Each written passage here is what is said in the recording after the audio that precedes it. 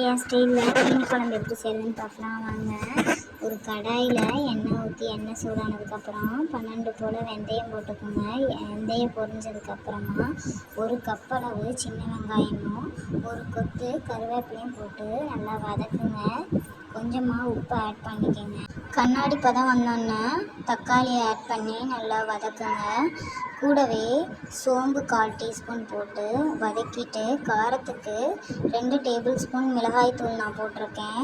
நீங்கள் காரம் அதிகம் சாப்பிடுவீங்க அப்படின்னா இன்னும் ஒரு 2-3 டேபிள் ஸ்பூன் மிளகாய்த்தூள் போட்டுக்கோங்க.